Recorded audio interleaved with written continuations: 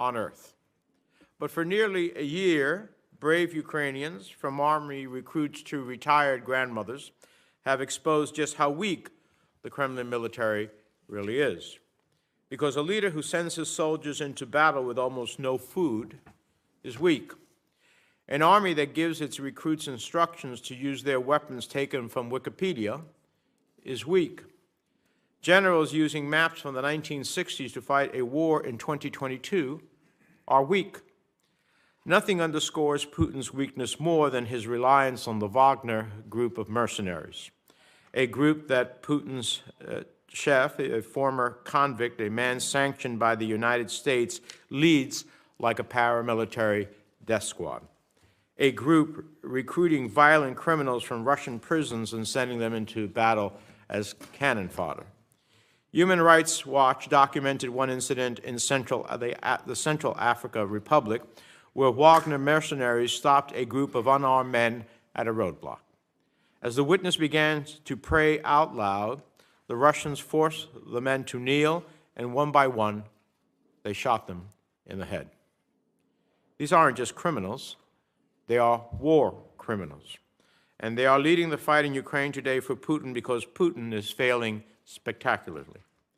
In fact, I'm considering legislation to strengthen our tools to counter the Wagner Group, prohibiting transactions with those buying their natural resources, as well as restricting security assistance to countries supporting this mercenary army. Their reach is growing as Putin gets weaker. And the weaker he gets, the more dangerous he gets, the more suffering he causes. How many civilians will die from Russian missile attacks in Ukraine because Putin can't achieve his battlefield goals? What will Putin do as he gets more desperate? More letter bombing campaigns in NATO countries? Threats of nuclear war? Now, I have been supportive of the administration's response to Putin's invasion of Ukraine, from supplying critical weapons systems and trainings to shoring up our allies in Europe to supporting the millions of refugees who have fled this war, including welcoming so many to the United States. But as I have said all along, this support should have come sooner. Ukraine's embrace of good governance reforms in the years leading up to Russia's invasion directly contributed to the success we're seeing today. And while we are still learning more details, I want to commend President Zelensky and his cabinet for their serious oversight plans for U.S. and international assistance. As I have said since Putin's invasion, and I'll say it again to the Ukrainian people, we will continue to support your heroic efforts to achieve victory. We will stand with you as your fight for your homeland against a dictator trying to erase your nation by force. We will work with you so that a free and democratic Ukraine that respects the will and rights of its people survives and flourishes after this war comes to an end. We will continue to work with those countries Putin threatens, from encouraging energy diversification to shoring up democratic institutions to stop Putin from spreading his poisonous autocratic savagery. And we must also support those Russians who are in prison because they are brave enough to stand up against Putin's war machine. Now, I am disappointed that the administration has not met its statutory deadline to make a determination with respect to Magnitsky sanctions in response to the arrest of Vladimir Kara-Murza. So, Secretary Nuland, I hope you will tell us when we can get a response to our letter on this matter. I look forward to getting a full picture today from this entire panel on what the Departments of State, Pentagon, USAID is doing to support Ukraine and counter future Russian aggression. In the immediate term, I think there is a question that needs to be answered, which is, what is our strategy for helping Ukraine achieve victory? How are we taking the lessons from the Ukrainian war to think about preparing ourselves and our partners for potential aggression from Russia in the future? Because while Ukrainians are on the front lines of fighting for democracy and the rule of law now, we know that Putin's ambitions do not end on his borders. The United States and our democratic allies must show the authoritarian regimes of the world that the invasion and subjugation of free people is unacceptable in the modern world. It's a violation of the international rule of law, and that is what is also at stake in Ukraine. Yes, it is about the freedom of the Ukrainian people to decide their own future, but it is also to stand up for the universal proposition that you cannot, by force, take another country's territory. And with that, let me turn to the distinguished ranking member for his remarks, Senator Risch. Thank you, Mr. Chairman. First of all, let me say I concur in remarks that you have made, and I'm going to make some similar remarks along those lines. I look forward to having a concrete discussion on the Biden administration's policy toward Russia. I hope to hear from you how the United States is planning to do more and faster to help defeat Russia in Ukraine and counter Russian aggression and malign influence around the world. Indeed, we aren't the only ones that are hungry for this. I think if you look around this room and see the attendance today and see the gaggle of media people out in the hall shouting questions at us, everyone is hungry for this discussion, and I hope we have a robust discussion on that today. It's been almost a year ago now that Russia's full-scale invasion of Ukraine turned the status quo of international relations on its head. In response to this bold escalation, the United States and our allies around the world quickly came to a consensus that we need to support Ukraine's defense of its people, territory, and way of life from Russian aggression. Whenever we have a discussion like this, it really ought to start with a short, very short, and brief discussion of how we got here. We all know that Ronald Reagan spent 8 years in his presidency as his top priority bringing down and breaking up the Soviet Union and pulling those satellite countries away from Russia. He was successful. He got that done. And we, as America, adopted that as our policy. We promoted it. We helped it in every way we can. One of the things that happened, of course, was all the countries that were in the orbit of the USSR pulled away and went on their own way. That breakup included 4 countries that had nuclear weapons at the time. One was Russia, of course, one was Kazakhstan, one was Belarus, and one was Ukraine. Obviously, it's also the policy of the United States to contain nuclear weapons and be against proliferation wherever possible. On December 5th of 1995, the United States sat down in Budapest, Hungary, with the Ukrainians, with the Brits at the table and with the Russians at the table, and entered into an agreement whereby they, that is all of us, asked the Ukrainians to give up their nuclear weapons, in return for which Ukraine would get security for their borders and against an invasion by any country. All 4 of us signed that. The Ukrainians did what they agreed to do. They gave up their nuclear weapons. And where do they find themselves in 2022? Facing an invasion by one of the countries that actually signed that agreement. We have not only a moral obligation, but a legal obligation to do what we said we'd do on December 5th of 1995, and we're doing that. Over the past year, extensive discussions have taken place about how the U.S. and our allies can support Ukraine. That is the conversation of about every conversation you enter into here in D.C. However, these discussions get bogged down by fears of giving Ukraine too much equipment too quickly for fear of upsetting Moscow. I'm tired of hearing that. Everyone talks about the need to hand Russia a strategic defeat in Ukraine, but the administration's policies stop short of fully supporting that goal. What is missing is a more robust discussion about U.S. policy toward Russia now and, just as importantly, beyond the current conflict. Any notion that we can interact with Russia like we did a year ago was shattered by the invasion, but also by Russia's noncompliance with the New START Treaty and many other malign actions it's taken around the world. It has not only soured its relationship with us, it has soured its relationship with virtually the rest of the planet, with the exception of a half a dozen of what I call no-good countries that are in league with them. I expect our witnesses to help us better understand the administration's plans to confront all of Russia's malign influence. It is critical that U.S. foreign policy be informed by a long-term vision for a future where Russia coexists with its neighbors and does not threaten to destabilize the international community. Unfortunately, the Biden administration has so far not made clear a concrete policy for how the United States will directly confront Russia as a strategic adversary. While Putin has irreversibly tied the fate of his regime to the outcome of the war in Ukraine, there is so much more to confronting Russia that the United States must consider. It is essential that the Biden administration's Russia policy be characterized by leadership and initiative. I hope your testimony and responses will be given with a focus on that overreaching Russia policy today. Thank you, Mr. Chair. Thank you, Senator Risch. With that, let me turn to our witnesses. A longtime participant with this committee, Undersecretary for Political Affairs Victoria Nuland, has been a diplomat for more than 30 years. She started very young. Among her many accolades, she previously led the Europe and Eurasia Bureau and served as ambassador to NATO and was the State Department's spokesperson. We're also joined by USAID's Assistant Administrator in the Bureau for Europe and Eurasia, Erin McKee, our former ambassador to Papua New Guinea, to the Solomon Islands, and to the Republic of Vanuatu, who began her career working on the post-Soviet space. And finally, we welcome Assistant Secretary Wallander, who has worked on Russia at the National Security Council and the Pentagon for many years and has published extensively on Russia and Europe while outside of government. So welcome to you all.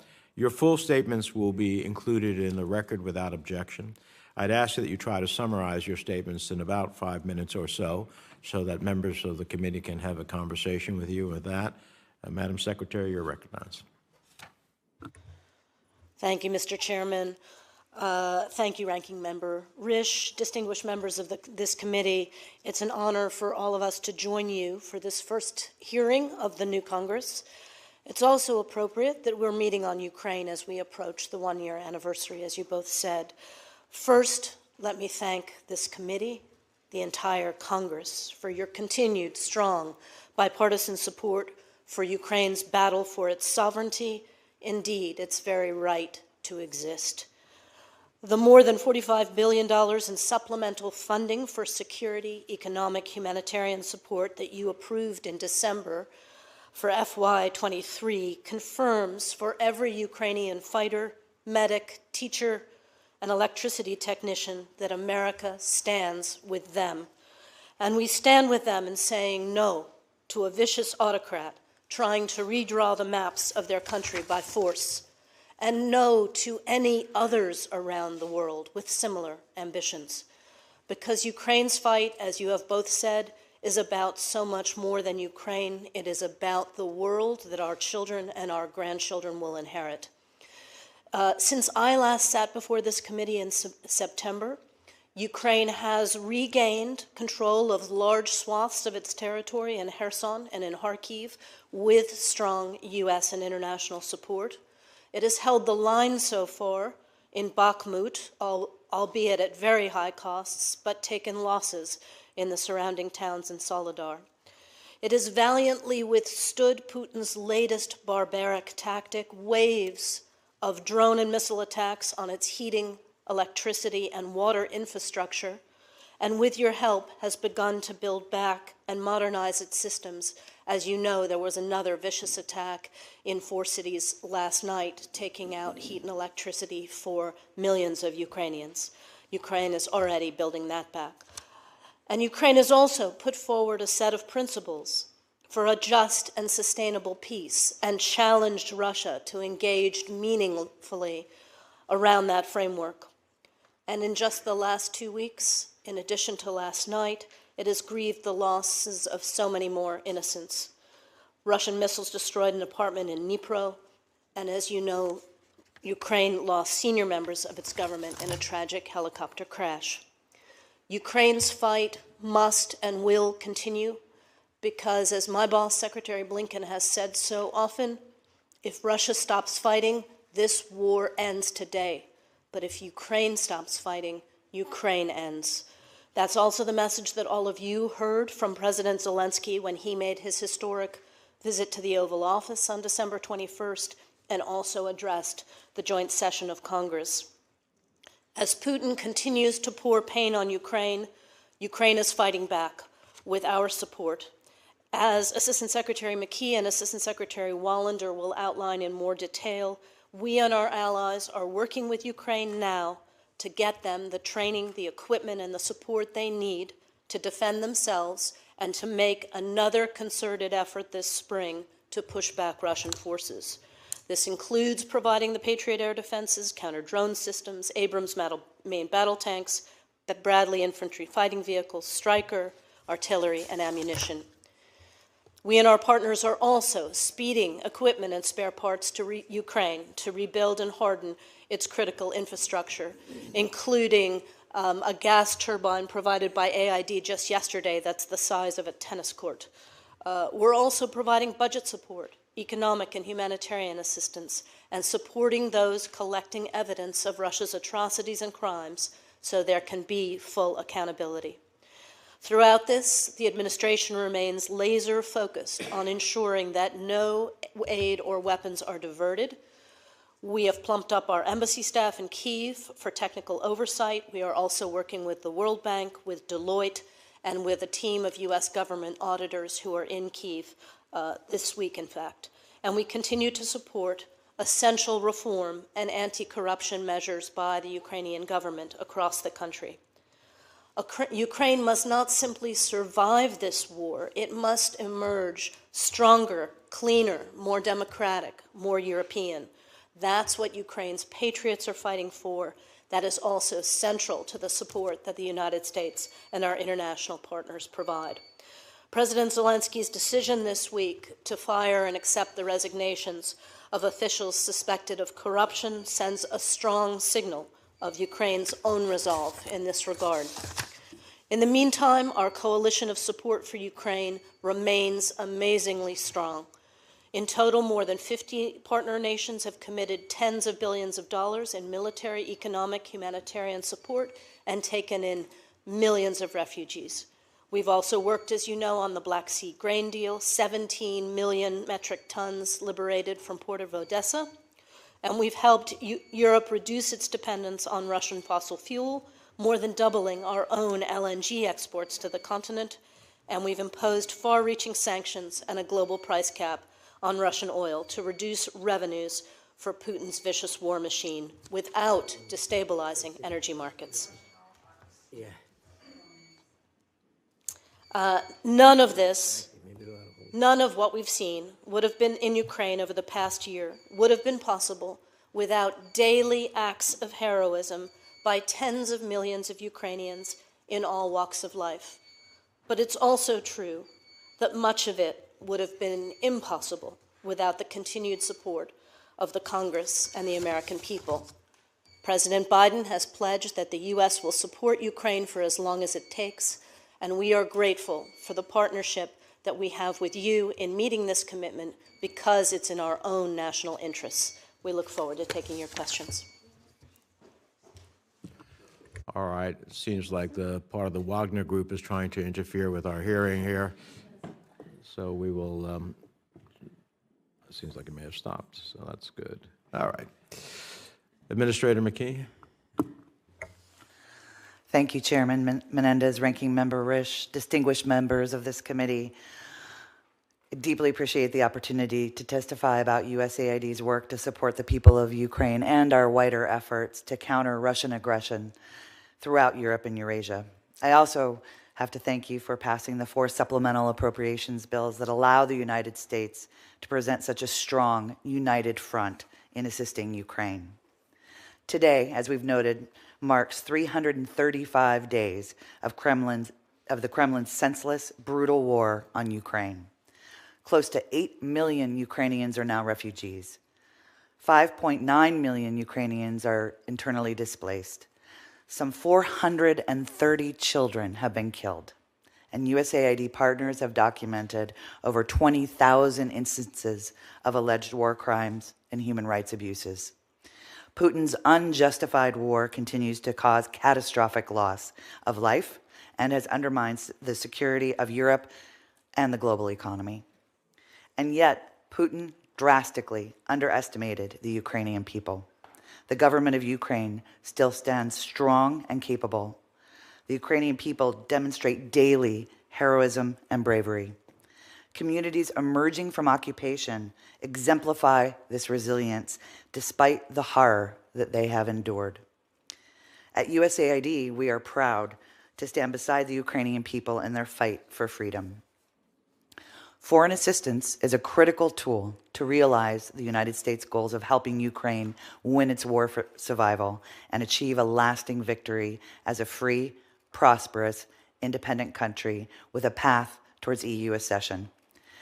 Ukraine will need a well-functioning state, a vibrant, inclusive economy, a free press, and strong institutions free from corruption to secure this future when the war ends. The supplemental resources generously appropriated by Congress allow USAID to address urgent needs immediately created by the conflict, while also remaining focused on what will be needed for recovery and reconstruction. With these funds, we are investing in Ukraine's economy and helping resuscitate it after the Kremlin's ruthless attacks on its civilian infrastructure. We are repairing the country's energy and heating systems to counter Putin's attempts to wield the harsh winter as a weapon against the people of Ukraine.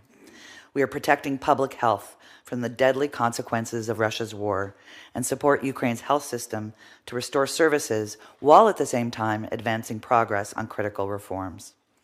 And we continue to fight corruption at every level to build public trust, maintain that trust as well as donor support, attract critical private sector investment, safeguard the country's institutions, and speed its integration with the rest of Europe. We have also delivered on the United States' commitment to provide reliable and sustained economic support to the Ukrainian government, which is critical to ensuring that Ukraine can defend itself and uphold the democratic government and society that is at the core of Putin's aggression against Ukraine. The $13 billion in direct budget support that USAID has provided thus far to the government of Ukraine through generous congressional appropriations has kept government services such as healthcare, education, and basic utilities running. This support has made it possible for the Ukrainian people to sustain their resolve even as Putin weaponizes winter with unrelenting attacks on the country's energy grid. USAID appreciates the fundamental responsibility being entrusted with these U.S. taxpayer funds. Ensuring oversight of U.S. taxpayer dollars used to meet critical needs of Ukrainian citizens is USAID's priority for all budget support provided to the Ukrainian government. And the Ukrainian government stands as our partner in this accountability and knows we will be exercising extraordinary measures to track these funds. Beyond the region, Russia's invasion of Ukraine is harming the global economy and worsening global food insecurity due to disruptions to food, fuel, fertilizer supplies, and subsequent price volatility. As Russia becomes more aggressive in its energy policy, countries like Moldova are facing much higher prices and consequently are accelerating their transition to other energy sources with U.S. government assistance. The countries in Central Asia are also facing serious disruptions to their economies and food security and are seeking alternatives to Moscow, which USAID is working to support through regional cooperation. The consequences of Putin's unprovoked, unjustified war in Ukraine extend beyond the battlefield, beyond Ukraine, and beyond Europe. USAID will continue to stand with the Ukrainian people, and we are grateful for the support from Congress. Thank you for the opportunity to testify today. I look forward to answering your questions. Thank you. Secretary Wallander. Chairman Menendez, Ranking Member Rich, distinguished members of the committee, it is an honor to appear before you today to express the unwavering support of the United States for Ukraine's sovereignty and security in the face of Russia's unprovoked and brutal invasion. Thank you for holding this important hearing at this pivotal time for the security of Ukraine, of Europe, and of the world. As Secretary Austin said at the Halifax Security Forum this past November, our support for Ukraine's self-defense is an investment in our own security and prosperity.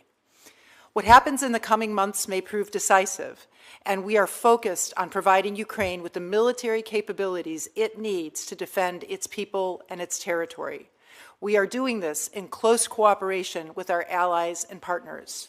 First, we have focused on a layered, integrated approach to air defense to counter Russia's devastating attacks on Ukraine's population centers and civilian infrastructure. The Patriot capability from the United States, Germany, and the Netherlands will give Ukraine advanced long-range capability. These are complemented by the medium and short-range air defense capabilities, such as NASAMS and Avenger, that we have provided. Second, to enhance Ukraine's ability to maneuver, the United States will provide Abrams main battle tanks, the best tanks in the world. The United Kingdom has also committed Challenger tanks, and other European states will provide Leopard tanks. These main battle tanks are complemented by other vital armor capabilities, such as Bradleys and Strykers from the United States, Swedish CV-90s, French AMX-10s, and German Martyrs.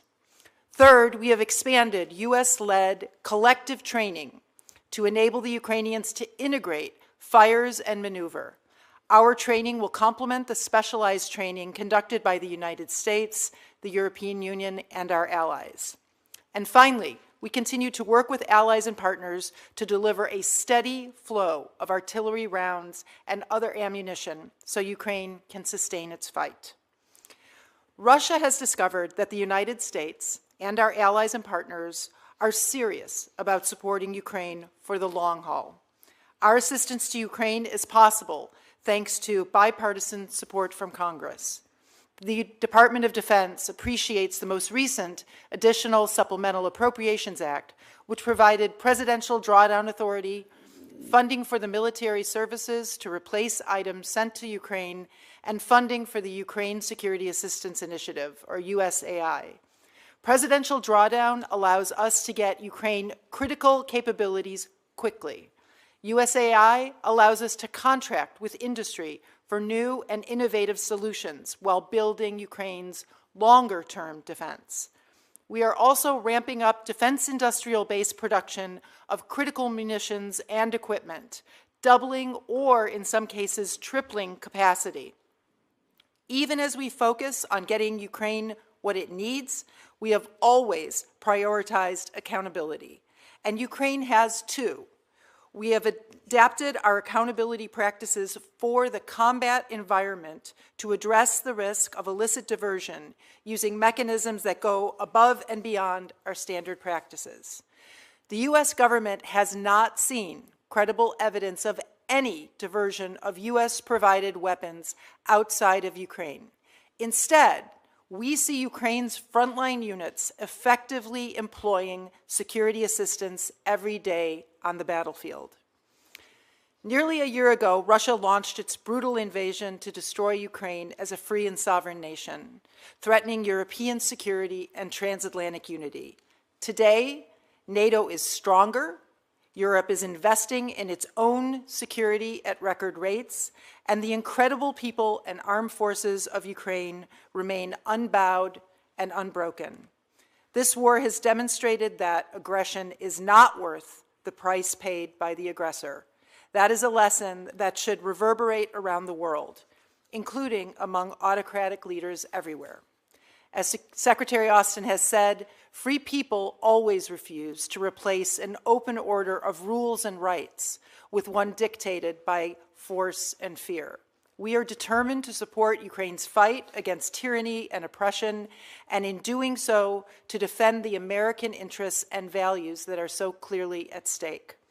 Thank you again for the opportunity to testify, and I look forward to your questions. Well, thank you all for your testimony. We'll start a round of 5-minute questions, and let me make some prefatory remarks before I go to my questions here. I'm all in, and have been, since 2014, when I, waved my saber and said we should be far more responsive to the invasion of Crimea, because it was the warning sign. And the world, including the United States, was relatively mute in its response to the invasion annexation of Crimea. And so then Putin got the message that you can march on. And that's part of what's at stake now, that he can march on. Now, there are those I know who have an insular view, and others who have a legitimate question. And as someone who, back at home in New Jersey, when I'm asked by my constituents, why are we spending so much money on Ukraine? I make the point to them that, in fact, what is at stake is not only the Ukrainians' freedom, which in and of itself is important, but also the proposition that you cannot by force take another country's territory. Because if that can become the rule of the day, there are many despots and authoritarians who will seek to do that. China in Taiwan, North Korea, possibly against South Korea. The list is endless. But having said that, I would commend to you, Madam Secretary, to speak to the Secretary and to the administration, that I think it's important that we articulate what is our definition of victory and what is the blueprint for victory in order to continue to have the bipartisan support of Congress for the resources that will be necessary to achieve that victory. I think that's critically important. I'm not saying that we don't have one, but it hasn't been well articulated if there is one. And if there isn't a full vision of what that blueprint is, we should be thinking about what it is and how we execute on it. With that, and we also, I'm a strong supporter, I have voted for everything for the Ukrainians and passed legislation going back to 2014. But we also have to tell our friends in Ukraine, you can't sell white phosphorus to the Azerbaijanis that kill Armenians. There are responsibilities as well, not just the opportunity to receive resources. My first question is about sanctions, and it is particularly about China. As you well know, President Putin met with Chinese President Xi Jinping in February of 22, where they touted their no-limits partnership, just weeks before Russia's invasion of Ukraine. Since that time, I understand there's been evidence that Chinese companies, including working through Hong Kong, have been exporting dual-use technologies, including semiconductor chips, which are critically important to fill in, particularly on missile guidance systems, that Russia needs to continue its onslaught of Ukraine. It seems to me that we should not forsake the potential of sanctions against China if it is providing critical assistance. And it shouldn't be able to hide behind some companies. Have we raised these concerns at the highest levels of the Chinese government? Is this support from China to Russia not a direct violation of U.S. sanctions? Well, thank you, Mr. Chairman, and for your strong personal support for Ukraine and your perfect articulation of what's at stake here, which the President agrees with, as he said yesterday. With regard to China, yes, from well before this latest invasion began, in November and December even of 21, we began an intense conversation with China at every level, which the President himself has led, and all of our senior leaders have been involved in, with regard to their relationship with Russia and about their own interests, in our view, in upholding the UN Charter and not allowing Putin-style rules of the road to dominate. And we've made clear that we will bring to their attention when we see sanctions violations by their companies. And we've been very clear with regard to the impact on our relationship and their standing in the world. I just don't think that we have followed up those conversations with robust sanctions against companies that are providing dual-use technology that is allowing the Russians to continue to have access to missile capabilities that we should not let them have. It seems to me that, we need to, in addition to all the money that we are providing, all the defense equipment we're providing, we need to cut the head of the snake off in every way we can. And that means sanctioning it directly and its inner core, which I give the administration credit for, but it also means sanctioning those vigorously who are assisting Russia in this unjust and unholy war. And so I hope we will be far more robust in that regard. I don't care that it's China, I don't care who it is. At the end of the day, they cannot act with impunity and face no consequence.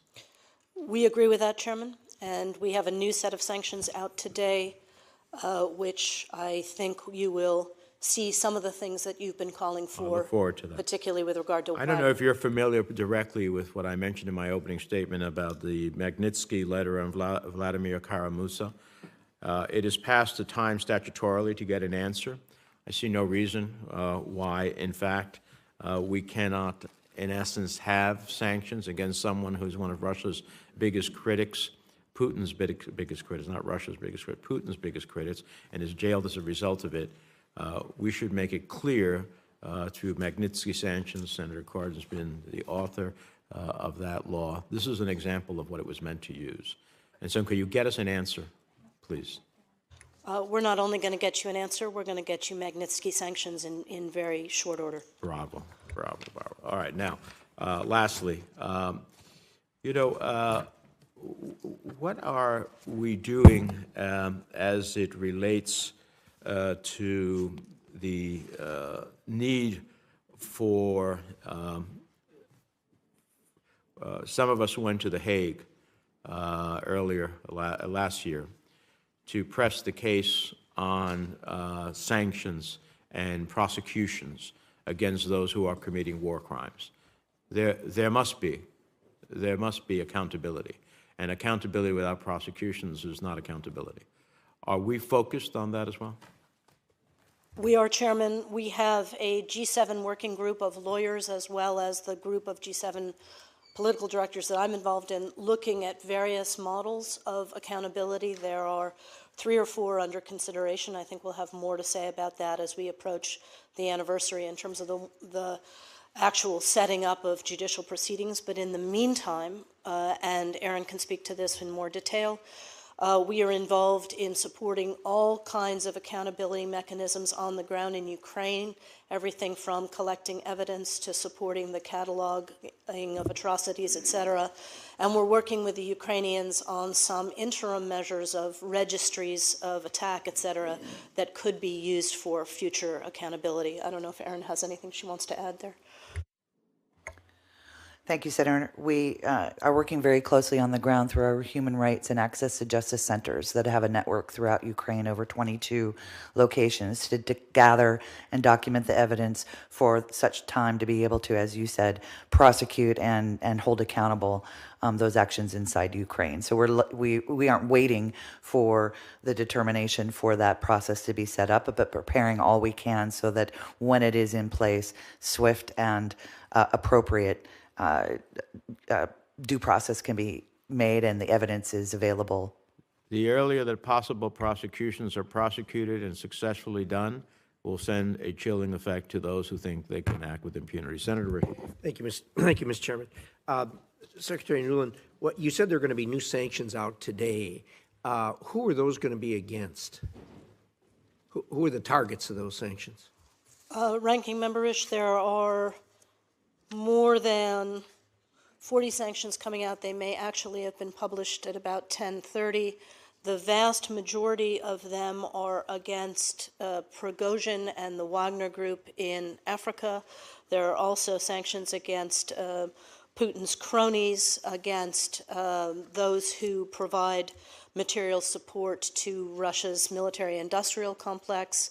And then there is one in particular that addresses the chairman's question with regard to China. Yeah, the chairman and I have both been anxious to see what's happening with China, because China seems to be acting with impunity, and that we really need to ratchet up our sanctions in that regard. They may be big, but they're not too big to fail in that regard, and we really need to ratchet the sanctions up there. Also, Secretary Nuland, first of all, I think most of us here were glad to see that finally the administration yesterday agreed to provide Abrams tanks, and we've been calling for this for some time, but we've been repeatedly told over the months that sending tanks to Ukraine was not possible or desirable or would somehow be escalatory, and all of a sudden it changed yesterday. How did that? This is embarrassing. How did that change? What happened?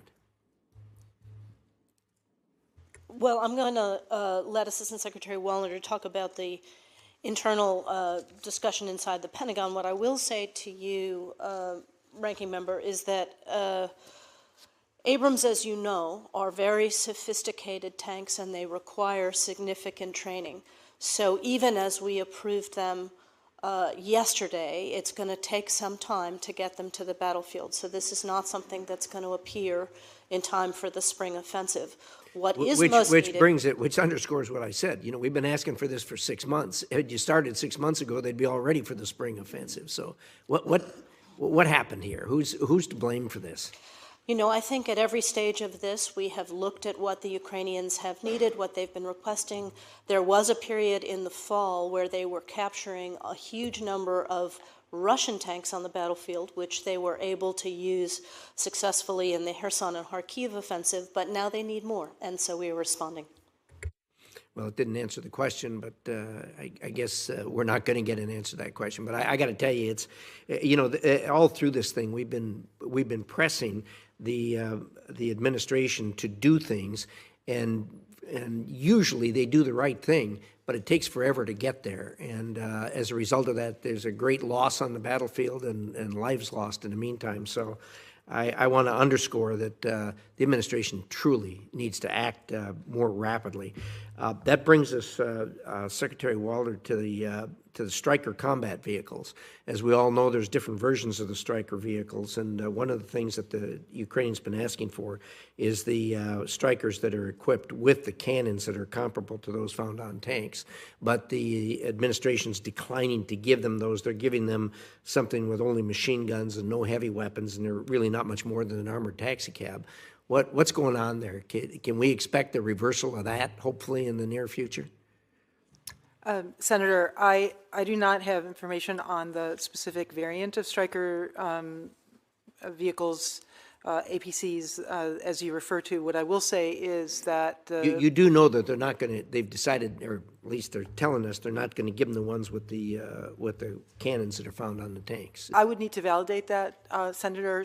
But I will speak to the value of the Stryker capability and the volume of the Stryker capability. We know the value of the Stryker capability, and we know how much it's enhanced if it's got a cannon on it instead of machine guns. So I'm not really interested in that part of the answer, but.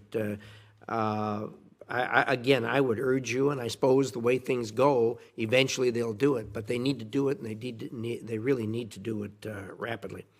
Well, my time's almost up.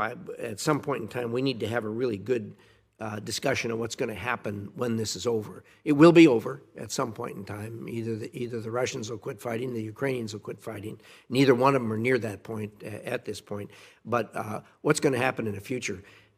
Look, we're not going to go back to doing business with Russia as we have before, and so as a result of that, we need to talk about how we're going to interact with Russia. The Europeans are already doing that. When they come to see me, they've already got blueprints as far as how they're going to change directions. So I'd like to hear how we're going to change directions. With that, my time's up. Thank you, Mr. Chairman. Thank you. Senator Cardin. Thank you, Mr. Chairman. Let me thank our three witnesses, not just for their testimony today, but for your service to our country. I want to follow up on Chairman Menendez's last point first, and that is accountability. Tomorrow is Holocaust Remembrance Day, 77th anniversary of the liberation of Auschwitz. I appreciate and believe we're making substantial progress in maintaining the evidence to pursue war crimes or crimes against humanity for those that are responsible at the highest levels. Early action is going to be important.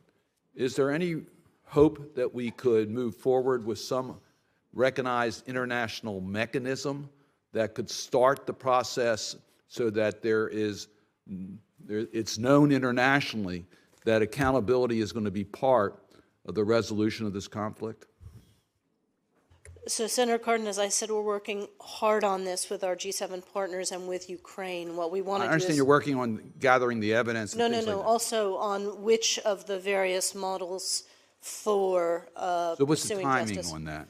You know, I would like to see us come to conclusion before the anniversary around February, but it may take another few months, but certainly before the summer, I would hope.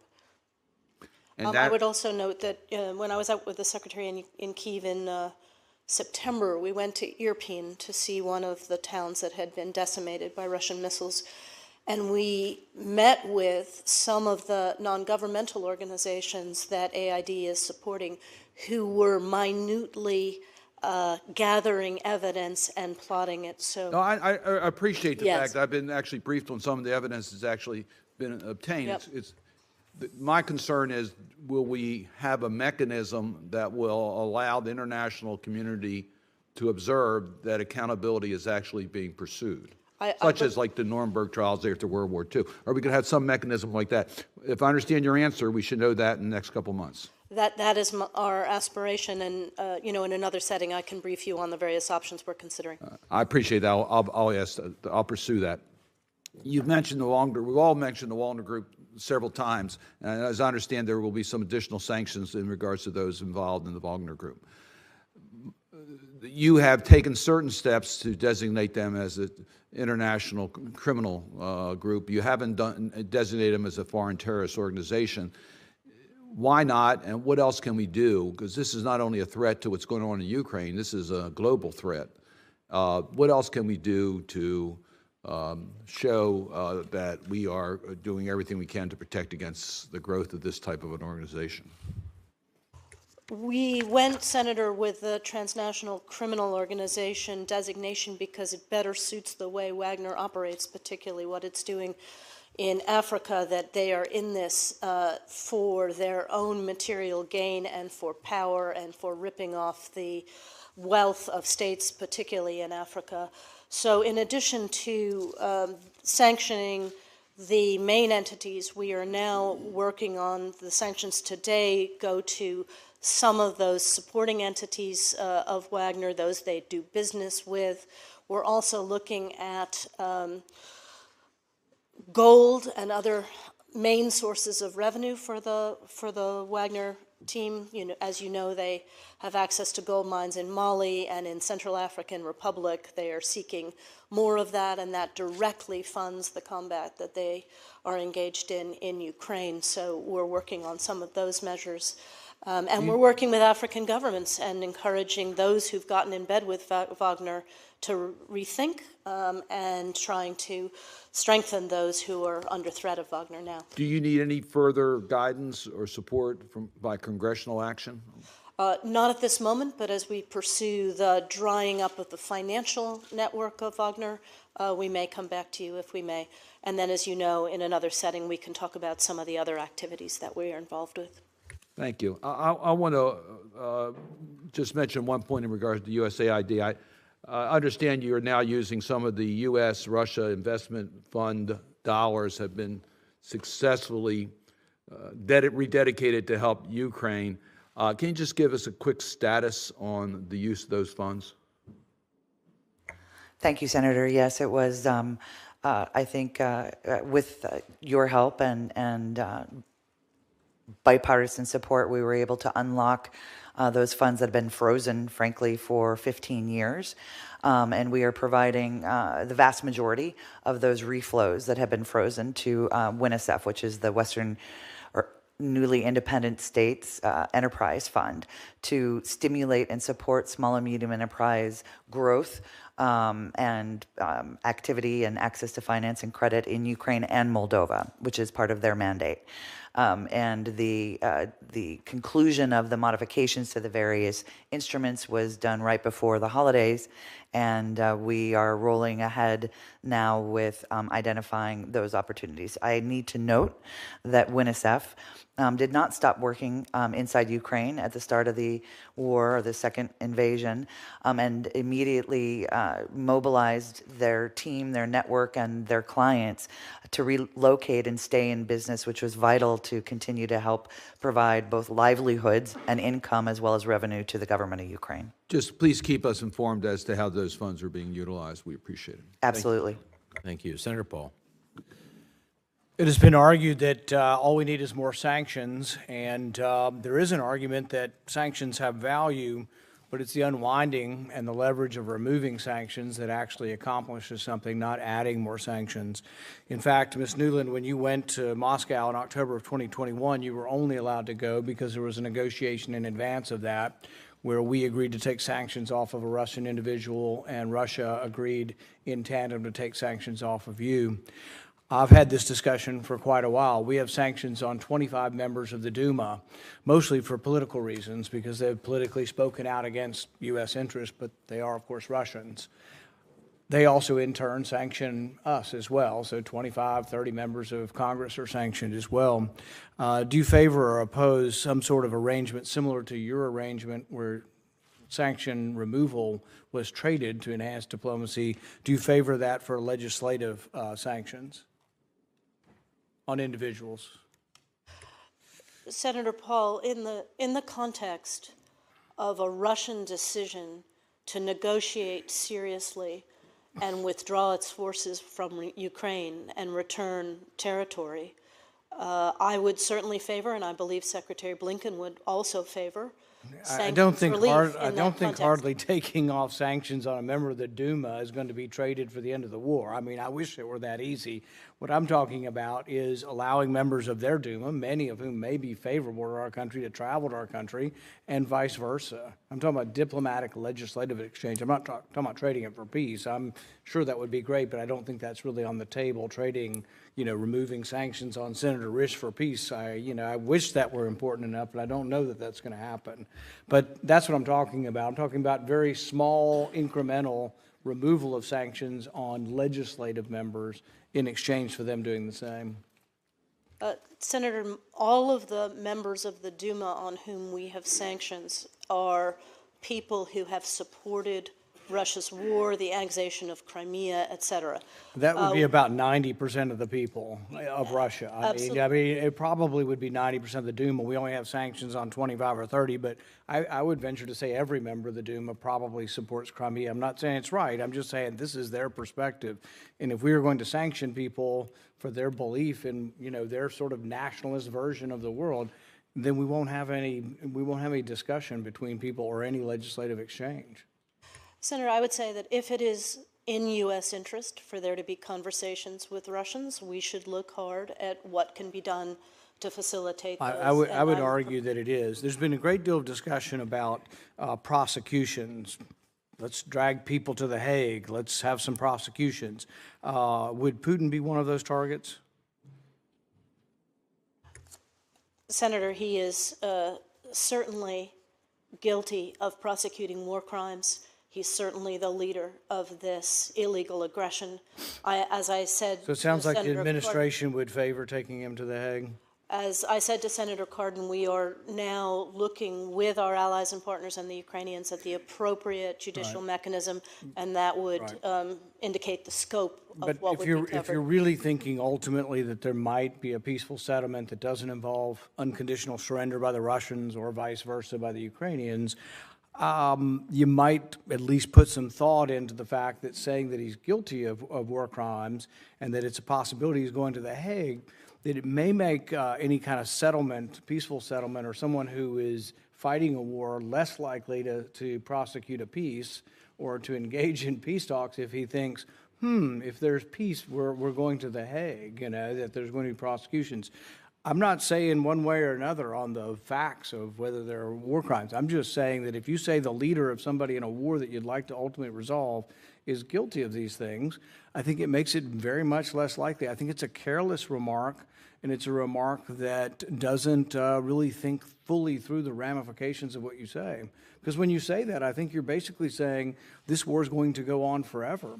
And if you want to picture devastation, you see Ukraine now, in 5 years, it'll be worse. I mean, I don't imagine this getting better over the next 5 years, but if you preclude peace, I think you inevitably will make it worse.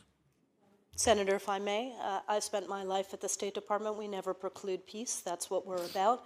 I would cite the precedent of Kosovo, of Bosnia, of Rwanda, where we have successfully supported wars winding down through diplomatic means while also pursuing We kind of justice. just about unconditionally won, too, and we captured those people, or somebody captured them and gave them to us. I mean, that's what you would have to imagine. And I do think that you need to think through this, because I don't think you or the administration have, or anybody that's calling for prosecution of Putin for war crimes and saying this is genocide and all of these things and saying it's the Holocaust. Because once you say that, I think you make peace less likely. Nothing of what I'm saying is to say anything Putin has done is justified. I'm just saying that if you're going to say these things, you're very less likely to have any kind of peaceful settlement. Thank you. Senator Booker. Thank you very much, Mr. Chairman. I want to thank our three witnesses today, really for the work that you're doing. Your commitment and your leadership at a time of global crisis is extraordinary, and I'm just humbled and grateful for your professionalism and your focus, and obviously for you being here today. I want to mention how grateful I was in a bipartisan way that in the NDAA we were able to get some more reporting language requirements on the activities of the Wagner Group, and I'm very concerned, and it's already been addressed in some other questioning about Wagner's activities in Africa, and can't lose sight of how this is all interrelated. We are in a moment in human history where this idea that might makes right, where you can invade your neighbor, this is not just a Ukrainian issue. This is very much, as I think my senior senator and chairman said, an issue that all Americans should be concerned with. And if we don't face this Russian aggression here, we will see the crisis expand in ways that threaten the world order and stability that we have fought and invested in generations to establish, not just in Europe, but globally. I'd like to drill down, if I can, about my ongoing concerns about food insecurity and how this is affecting global issues. Ukraine is obviously approaching its planting season. It's likely that their agricultural capacity will be further reduced by the effects of this invasion. And this could in turn have just impacts on what we are seeing now, which is not just disruptions in the global food chain, but a level of food insecurity globally that is some of the highest it's ever been. And so I'm wondering what the administration is doing to plan ahead on this, and what further resources might be needed from Congress to address the growing crisis of food insecurity globally. Why don't I start, and then Assistant Administrator McKee can jump in. Senator, thank you for all of your support as well and your frequent travel. As I said in my opening, through the Black Sea Grain Initiative brokered by the UN, which we supported and helped midwife, we've liberated about 17 million tons of Ukraine's grain. But as you said, their exports are still down about 30%, and there are risks for planting. So from that perspective, the money that the Congress has provided both last year and in FY23, we are working at every level with the World Food Program, as you know, to speed both food and fertilizer to countries that would normally be consumers of Ukraine and, frankly, Russia's output, to ensure that they can plant this year. But Secretary Blinken is particularly focused on ensuring that we are working on this problem not just for today, but for tomorrow. And particularly in Africa, but in other parts of the world, we have over years of climate change, civil war, other issues, drought, seen soil degraded, seen crops become vulnerable, et cetera. So as we look at the appropriation that you've just given us, we are focused in particular on soil health, on new kinds of seeds and varietals, particularly on the continent of Africa, that can withstand climate change, on small farmer support, but also more systemic answers to these questions. And we look forward to working with you. Erin, I don't know if you have anything to add to that. I do, thank you. And I'd like to build on what Undersecretary Nuland mentioned with respect to what we're doing inside Ukraine, who is key supplier of agricultural commodities and resources, but not the only one, both getting the grain out, but ensuring that the next planting season takes place. So both through the Black Sea Grain Initiative as well as the solidarity lanes, to ensure that all of the above, our ability to trust and rely on Putin to adhere to the agreement, is something that a factor that we must take into account. As of at least yesterday, there were 121 ships waiting to leave the port in Odessa. And there's about 4 to 5 ships a day that through inspections that are sort of being slow rolled. So it's not it provided relief, but it is not the only solution. The greatest solution to helping Ukraine both continue its agricultural contributions to global food security is obviously to end the conflict. I want to thank you, though, for your highlighting this important topic, because, as you know, in 2020, 2022, just last year, over 205 million people were in urgent need of humanitarian food assistance, which was an 8% increase over 2021 and an 89% increase compared to 2016.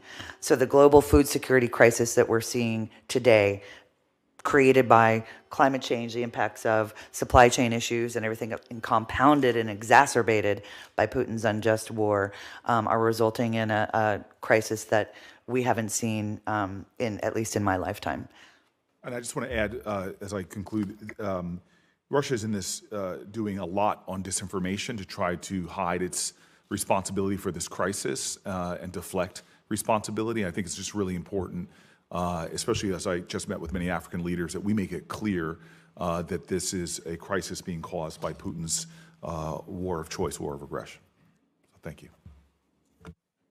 Just to say, Senator, I feel that that message is getting through. As you saw at the African Leaders Summit, what they want is solutions, and that's why the support you've given us to work creatively with them is most important.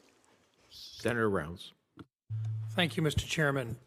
Undersecretary Newland, I'm curious about how much information we've really been able to share with the public with regard to the reasoning behind our funding for the Ukrainians in this war with Russia. Many of us have the opportunity to get the classified discussions where we can be pretty frank about what's going on. I think there's a lot of folks out there that have not had the opportunity that we've had, and they will challenge whether or not we've been appropriate or reasonable in our support, continued support for Ukraine in this particular instance. Would it be fair to say in this unclassified discussion that the administration's policy is, or the position is, that Ukraine can win this war against Russian aggression? Senator, I think a year ago, none of us would have believed that we would be sitting here and Ukraine would still be standing as she is. That said, a third of her territory, as you know, is now held by Russia illegally. So if we didn't think that this investment could push back Putin and turn back this tactic that is lawless and creates a world that none of us wants our children to live in, that you can just take a piece of your neighbor's property by force, and that's okay, we would not be asking you, we would not be asking the American people for this support. And so we've seen the gains that the Ukrainians were able to make through September.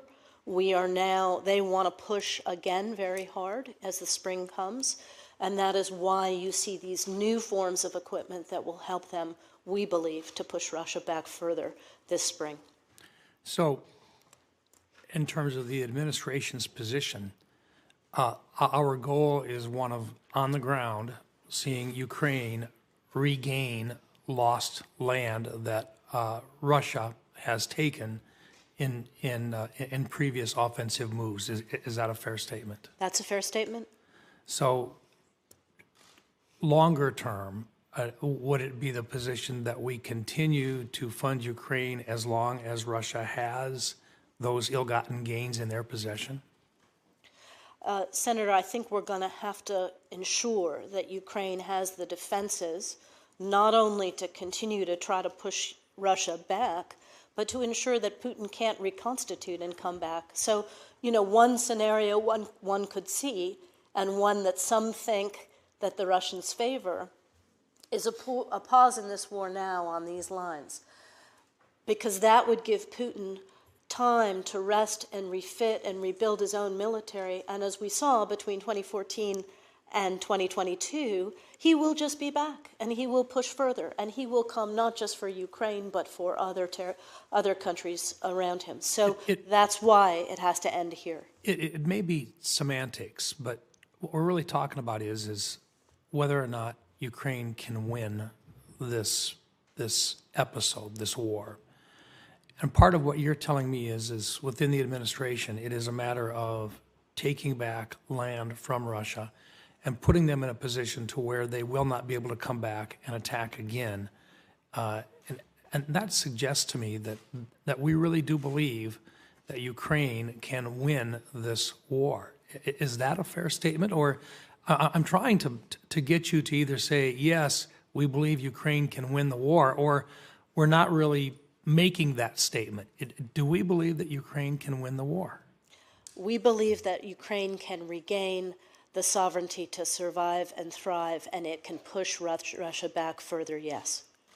Does that mean they win the war? Ukraine will define what winning is, right? But yes, I believe so.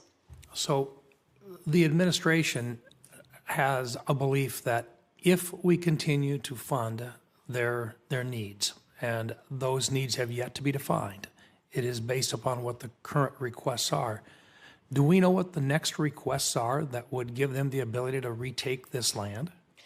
So, Senator, you and the American people have been very generous for FY23. We are assuming that what you have given us for 2023 is what we will have through September.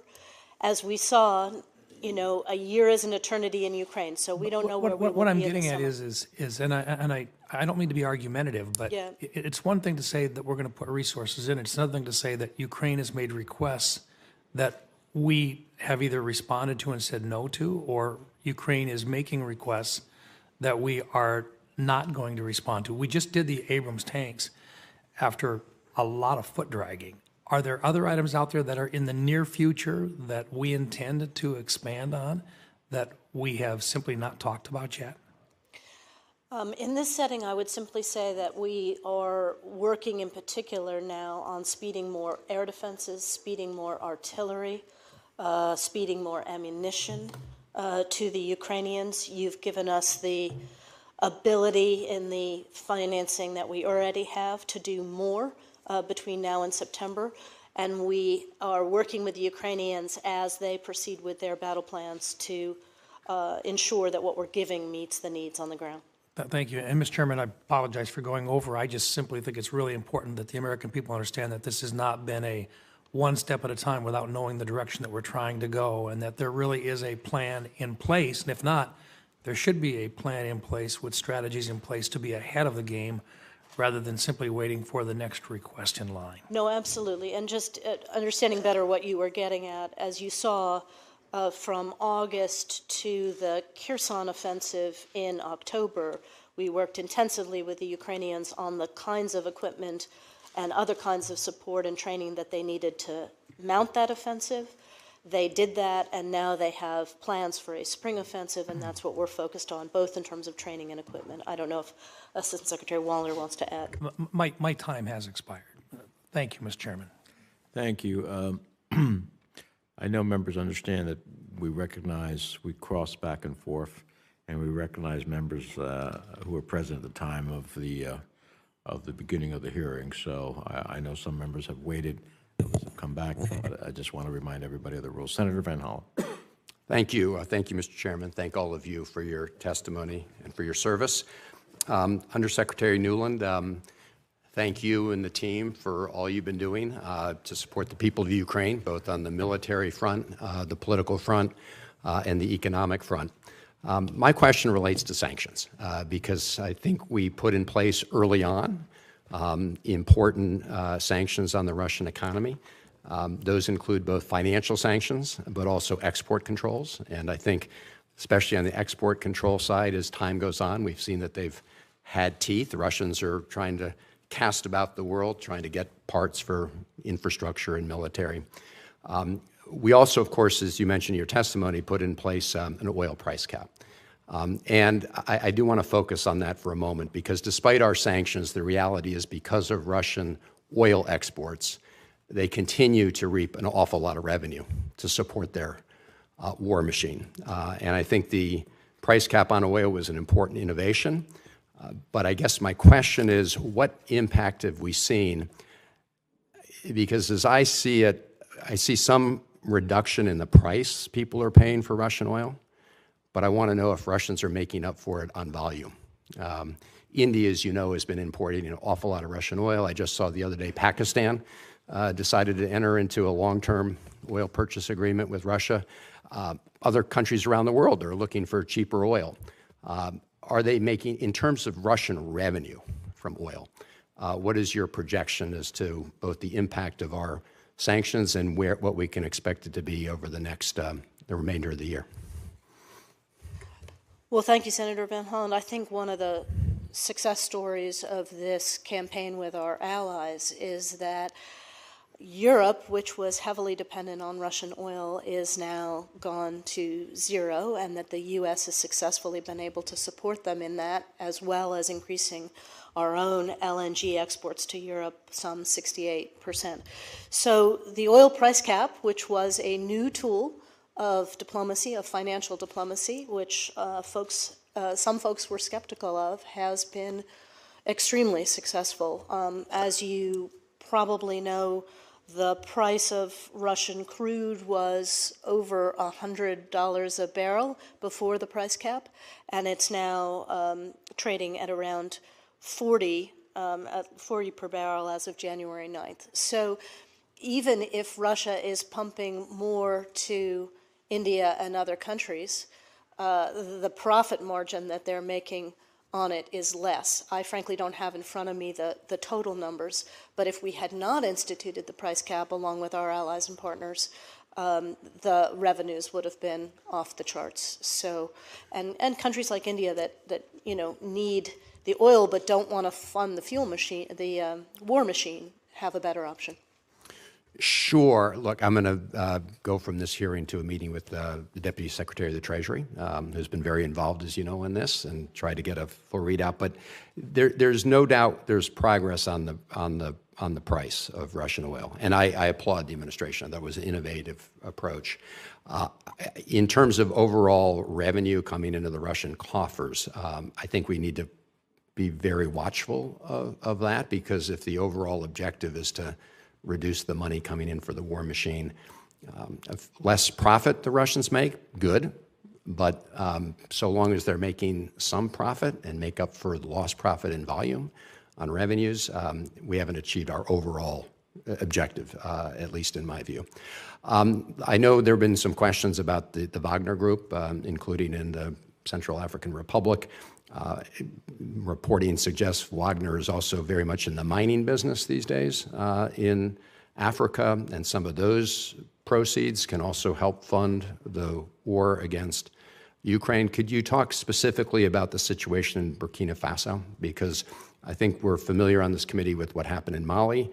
A lot of us are very concerned about the Wagner Group's penetration into Burkina Faso.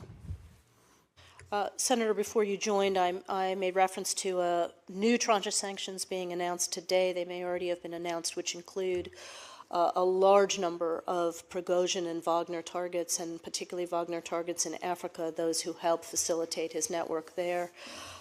We are very focused on Burkina Faso. I think, as I mentioned to you when I saw you in another setting, I was there in October with an interagency delegation along with Assistant Secretary Wallander. And at that time, and continuing in a phone call that I had with the acting president, or with the President Traore around Christmas, he continued to say that he would not invite Wagner, that he was accepting Russian equipment, but that Burkinabe would fight for Burkina. We have strongly encouraged them not to go in that direction, and cited the example of the Central African Republic and Mali, where they no longer control their own sovereignty, their own territory, their own mines, and that's the property of Wagner and directly funds the war in Ukraine. We are continuing to work on that issue within the constraints that we have in a country that has had a coup, Section 7008. We are encouraging those allies who can provide equipment to do so, and continuing our own security support as we're allowed. Thank you. And thank you, Mr. Chairman. Senator Hagerty. Thank you, Mr. Chairman. First, I'd like to state that I certainly want to see Ukraine win this conflict. The people of Tennessee, the people of America want to see that result too. And I'd like to associate myself with the comments of our chairman about having a blueprint in place to understand the path to get there. I think that's responsible, and to the extent you're able to share that with us in this sort of setting or another, I would look forward to participating in that that goal. My real concern, and what I'd like to talk with you first about, is the magnitude of U.S. funding of this and the accountability associated with it. Right now, the United States is bearing the lion's share of the funding for the assistance, the military assistance to Ukraine. And we're doing that despite real concerns about accountability, about corruption. President Zelensky recently, very recently, dismissed senior officials over corruption concerns. And many Americans, certainly many Tennesseans that talk to me, are very concerned about a type of open-ended commitment to Ukraine. And again, this gets back to what the chairman was raising. Having a clear picture of where we're headed, I think, would be most useful.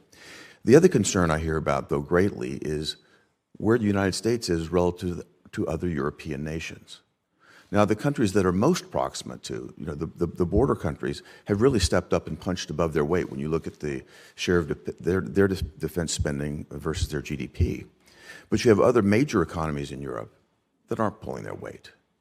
And when you look at it relative to the United States, you've got countries like Germany, where the United States is paying double our GDP versus what the Germans are doing. We're doing 5x what France is spending as a percentage of GDP in terms of supporting this war. So my first question is, what are we doing as a nation? What are you doing specifically to try to encourage these large European allies who are far more proximate to the problem to step up and do more? Thanks, Senator Haggerty. We should compare our statistics because actually we have throughout this war worked very hard with our coalition of some 50 partners, both on the security side and on the economic side, to ensure burden sharing. And our numbers indicate that our allies and partners around the world are carrying at least half of the burden, if not more, in some categories, including some of the things that are hard to calculate, like the millions, 10 million or more Ukrainian refugees in some of their cities. And the recent announcement by the Germans of Leopard tanks will make a significant increase to their particular contribution. But what I know it was very painful getting the Germans to that point, but I appreciate the effort that went into to get that to happen. And with regard to the longer term, as you know, we spoke about what's ahead for the Ukrainians, which is this strong push in the spring. And I think we'll see the results of that, and that'll give us a sense. But, you know, what they've made clear is they cannot pause now. That will only favor Russia. And we want to put them in the best possible position so that whether this war ends on the battlefield, whether it ends with diplomacy or some combination, that they are sitting on a map that is far more advantageous for their long-term future. Understood. And that Putin feels the strategic failure. I would just encourage continued efforts working with our European allies to get them to step up and find their way to the point that you just described where Germany got to the tank support. Please do more of that. Can I go to Presidential Drawdown Authority right now and what's happened there? I've watched this administration transfer billions of dollars worth of military equipment to Ukraine under the PDA. But I watch what's happening in Taiwan. And this is a source of frustration I think you and I may have discussed before. But right now, my understanding is that we have a $19 billion backlog, a years-long backlog of military equipment that's destined for Taiwan but is not yet there. I've spent a tremendous amount of time on our foreign military sales program here in America with our allies. The system does not work as well as it should. And I would very much appreciate the opportunity to hear from you if you have an immediate perspective, and then later perhaps a briefing on where we're going with that.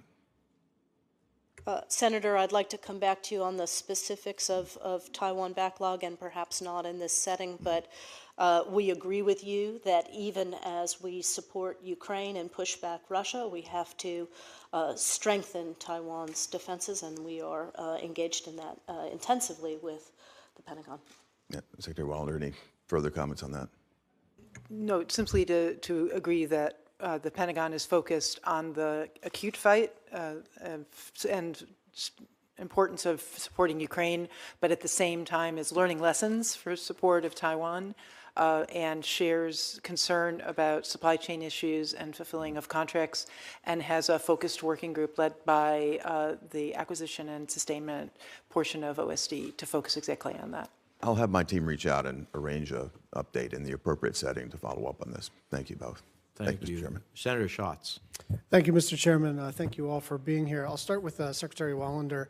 The Biden administration has so far been very successful in keeping allies unified in response to Russian aggression. I think the last few days, maybe the last week, has been anomalous. Can you tell me why, and why we should be reassured that this was a blip on the screen and that we're going to move forward in a more unified fashion, especially as I assume wrangling has to happen all the time. The fact that it happened in public was, not insurmountable, just a little bit of a stubbing of our toe, and we got through it. But I want to make sure that this is not the new normal and that we're going to go back to what I thought was pretty extraordinary coordination and unity. Thank you, Senator. The history of NATO, as Undersecretary Nuland can attest, is one of bringing the alliance together because there is always a common purpose, but there are different ideas about how to get to that common purpose. And we are really grateful and admiring of the work of European allies over the last year in bringing different capabilities, different niches of military capabilities, financing, support to Ukraine. And so it is a work in progress always. The specifics of the issue of how to move forward on armor, there was a lot of success built up over the previous weeks on APCs, on infantry fighting vehicles, on all kinds of armored vehicles. There was intensive discussions about the right mix to get to Ukraine for the fight right away, as well as the long term. And the urgency of the fight right now, combined with at the same time thinking about what we needed to provide Ukraine for a longer term capability, did kind of emerge in public. But underneath, we've been working with allies and partners all along, and we knew that we would get to a resolution and a solution that provides Ukraine with the capability that it needs. Thank you. Secretary Nuland, I want to talk to you about applying Russia lessons to China, especially as it relates to the economic sanctions regime. Couple of thoughts. First, if you could just elucidate briefly the differences, right? I think we had extraordinary success and quickly in unifying not just allies, but almost the entire planet around a sanctions regime and economic isolation. That's a heck of a lot harder to do if we're talking about China and an invasion of Taiwan. That's number one. So please talk about the differences. Number two is, can you reassure me that there is an interagency process now on developing a sanctions regime? And I get the balance that you have to strike between signaling to China that there will be consequences, but also, tactically speaking, not telling them exactly what they might be facing so that they can spend 5 years figuring out a plan to evade those sanctions. So can you talk to me about where we are in that process? Thanks, Senator. In this setting, I'm going to say the following, and I look forward to following up in another setting if you'd like. Just as China is intensely learning the lessons of Putin's failure and the way the world responded, so are we thinking about applying the lessons to any future contingencies in Taiwan. And frankly, we're speaking very clearly to the Chinese about it, but we're also speaking to the whole world about it. Were there to be a conflict, as you know, in the Taiwan Straits, 50% of global commerce would be disrupted. So if we've had food insecurity as a result of the Russian invasion of Ukraine, we'd have massive economic global dislocation, and China would be directly responsible. So that's a talking point that we're using not just with China, but with other allies. We're also talking about the need to have, with every partner, whether it's an ally or whether it is a hedging state or whether it is a state with deep relations with China, about the concern about having over-reliance, whether it's in their supply chains, whether it's in their strategic relationships, whether in debt on China, and creating the resiliency, right? But I do want to, and you don't, maybe this is not appropriate for an open session, but we're having a discussion about how to configure a sanctions bill or send the right signals. And I'd like for us to get it right and not polarize this issue about are you tough on China or not, and make sure that we don't telegraph things that we don't want to telegraph. I think that they should be clear that there will be severe consequences. I'm not sure that they should know exactly what they are, because they may be capable of evading those consequences if we tell them 5 years in advance. Thank you. I think we'd welcome the chance in another setting for those conversations. Senator Shaheen. Thank you, Mr. Chairman, and thank you to each of you for being here and for the work that you're doing every day. Ambassador Nuland, I would like to begin with Belarus.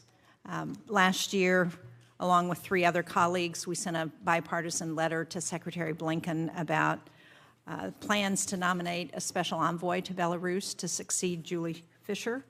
I did finally get a letter last night in response to that.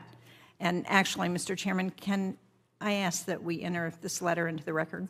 Without objection. Thank you. There was nothing in the letter that I was surprised or that I thought we wouldn't have known 6 months ago. So I guess my question is, while I know that the Belarus Affairs Unit continues to be very important in supporting pro-democracy movement in Belarus, can you tell me, are there plans to appoint a special envoy, and who currently leads the administration's policy on Belarus? Thank you, Senator Shaheen, and I'm going to apologize on behalf of our department for taking 6 months to answer a letter from you. That's unacceptable, frankly.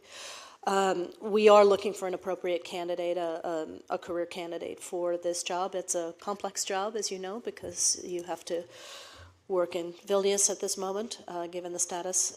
We have a very excellent chargé who is doing most of the on-the-ground contact work, but our Assistant Secretary for Europe and Eurasia, Karen Donfried, has been meeting with Belarusians, as has her deputy, Robin Donegan, at regular intervals to test whether there might be any openings there. I would not say that we've had manifest success, but also working intensively with the Belarusian opposition and Madam Tikhanovskaya and the Secretary has seen her regularly. So we're continuing to work on this, and I hope we'll have somebody to talk to you about in the not-too-distant future. Great. Well, I would point out that the congressional delegation in Halifax met with Ms. Tikhanovskaya, and she was also very concerned about the lack of a special envoy to address Belarus. This next question is probably both for you and for Secretary Wallander, and it's really about Turkey's continued failure to ratify Sweden and Finland's accession agreement into NATO, and their interest in getting F-16s and how we are addressing that issue with them. I would tell you that I, for one, am opposed to supporting providing F-16s to Turkey until they have ratified that agreement. And I think a number of my colleagues share that concern. I know there are other issues around those F-16s, but I just want to put that on the table as one of the concerns that I have. I think Sweden has moved very deliberately to address the concerns that were discussed with Turkey in terms of their accession into NATO, and that their President Erdogan, unfortunately, is using this, it appears, for his domestic political interests as opposed to really addressing what's in the interest of NATO and the security agreement that we need as we support Ukraine in their fight against Russia. So I don't know which of you would like to address that. Why don't I start? We agree with you, Senator Shaheen, that Finland and Sweden are ready to join NATO now, and we were grateful for the speedy ratification here. And as you know, almost all allies have now ratified, with the exception of Hungary and Turkey. This comes up in every single conversation we have with Turkey, and we have tried to, the Swedes, as you know, put forward a roadmap that they worked through with Turkey. They've met many of those benchmarks, and they're continuing to try to do more there. We have made the same point to our Turkish allies that you just made, that we need this Congress's support moving forward for the security enhancements that we think that they need as allies. F-16, some of them are old, but that this Congress is likely to look far more favorably on that after ratification. So keep making your points, and we will too. Thank you. Would you like to add to that? I would just add that the Defense Department makes precisely the same points to our Turkish allies at every opportunity, and reinforces that in the democratic processes that support American foreign policy, the Congress plays an important role, and they need to take that seriously. Thank you very much. Thank you, Mr. Chairman. I have lots of questions about Russian influence in the Balkans, but I will save that for another time. Thank you. Senator Merkley. Thank you, Mr. Chairman, and welcome to all of you. I wanted to start by having you all, and particularly you, Secretary Nuland, to address both with India, with South Africa, with the ASEAN nations, the difficulty in getting them to take a strong stand against Russia. I think it particularly bothers me with democracy in South Africa as democracies. And we have strong partnerships with countries like the Philippines and a new government there, and yet we're not really seeing them as robustly supportive of defending a republic against a dictatorial aggression. Senator, let me start with the Philippines and the new government, where actually they have been quite strong supporters of Ukraine, including voting with us in the United Nations against the annexation of Ukrainian territories, including some other work we're doing together on security support, et cetera. With regard to South Africa and India, as you know, these countries have long-standing historic intertwinings with Russia. We have been making the case regularly with them that these dependencies that they've created make them more vulnerable, and we will continue to do that. In the case of the oil price cap, as you know, which India was quite skeptical of, they're now major beneficiaries because the oil that they're buying from Russia is so much cheaper. And we are now working with them on ways to diversify away from Russian weapons. I'll be in India next week talking about that, among other things. The South African situation is complex and is also tied to some of the politics inside South Africa, but I would look forward to talking with you offline about some of those things. Great. And I'm glad to hear that you're going to India. I would think that after the performance of Russian weapons on the battlefield has been demonstrated, they might be somewhat less interested. And also that's a big issue with the ASEAN countries, many of which depend on Russian weapons. Are you proceeding on to Jakarta or to the ASEAN lobbying after in India? This trip is South Asia. It is India, Nepal, Sri Lanka, and then on to Qatar to work on some of the Afghan SIV issues. But we have Deputy Secretary Sherman, Secretary Councilor Cholet have all made these same points in ASEAN. And, you know, on my last trip to India, that was one of the first things we said. Look at how these weapons perform on the battlefield. But I think they find themselves, after 60 years of entanglement, having to find alternatives. And that's part of the job we have to do, is help them with alternatives. Yes. I want to turn to the stories that have been raised about corruption concerns. Zelensky has fired several people. There's stories about the military paying a lot more than market price, which always implies corruption in buying food. It's important for us to really work diligently to support Zelensky's government in taking on corruption, because it will be a kind of a cancer-eating away at support that they need from everyone in the world. And I just get your insights and commentary on that. Assistant Secretary McKee may have more to add, but as I said in my opening, what Ukrainian patriots are fighting for and what we in the international community are supporting is a more democratic, cleaner, more European Ukraine. I think Zelensky's very conscious of that, and we have been very clear that we need to see, even as they prosecute this war, the anti-corruption steps, including good corporate governance and judicial measures, move forward. We agree with you that the fact that a number of folks have been dismissed or forced to resign as their cases are being pursued, that sends a very strong signal to others who would try to rip off this war effort, and is important for the future of Ukraine. Thank you. A last question. My colleague was mentioning concern that the Europeans aren't putting as much into support of Ukraine as we are. But I wonder what that analysis looks like if one considers the much higher prices that they're paying for energy or to host refugees, and if you have any sense of how all that balances out in terms of our thinking about the sacrifices that the European partners are making. Well, thank you for raising that, Senator Merkley. I did mention the refugee burden, some 10 million refugees hosted all over Europe, which, impacts towns and communities all over the continent, and you see that everywhere. But your point about the fact that,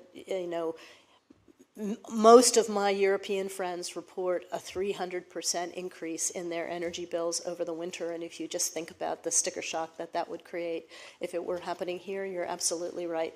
But that speaks to the fact that they have now woken up to the fact that the dependence that they had on Russian oil was bad for their national interest, and so there will be, as hard as this has been, there will be good structural changes that come out the other end. If there is any analysis that weighs those different financial factors together to paint a more complete picture, I'd just be interested in seeing it. Thank you. Senator Cruz. Thank you, Mr. Chairman. Welcome to each of the witnesses. Ms. Nuland, as you know, in January of last year, the Senate voted on my legislation to impose sanctions on the Nord Stream 2 pipeline, and it did so before Russia had invaded Ukraine. When the Senate voted on those sanctions, President Zelensky publicly urged, even begged, the United States Senate to pass those sanctions. And President Zelensky said, passing those sanctions then were the last chance to prevent Russia from invading Ukraine, the last chance to prevent Russian tanks rolling into Ukraine. Was President Zelensky wrong? Senator Cruz, like you, I am, and I think the administration is very gratified to know that Nord Stream 2 is now, as you like to say, a hunk of metal at the bottom of the sea. I personally, having been involved, along with my boss, Secretary Blinken, in all of those negotiations with Russia to try to prevent this war in December, do not believe that had that Nord Stream 2 been cut off in January, that would have been decisive for Putin. It was important that the day the war began, the Germans cut the pipeline, as did the rest of the Europeans, but he was bound and determined to go into Ukraine, as you know. So you believe Zelensky was wrong when he said stopping Nord Stream 2 was the last and best way to stop this war? I don't think it would have stopped Putin, and when the government of Poland similarly said, begged the United States Senate to pass those sanctions and said this is the last and best opportunity to stop Russia from invading Ukraine, you believe Poland was wrong too? I do not believe we would have prevented this war had the Europeans acted faster on Nord Stream 2. I wish it were the case, but I don't think it would have stopped. Okay, well, let's talk about how the war is going. And I know that you and I both agree that it is important for Russia to suffer a crushing defeat. Putin is a KGB thug, and he's committed to undermining our interests, and our enemies across the globe, including in particular China, are watching carefully what happens in Ukraine.